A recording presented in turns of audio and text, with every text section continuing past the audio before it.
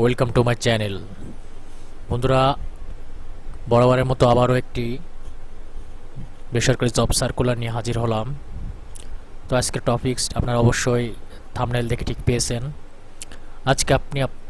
আজকে আমি আপনাদের ব্যুরো বাংলাদেশ সম্পর্কে, এনজিও সম্পর্কে বিস্তারিত আলোচনা করব।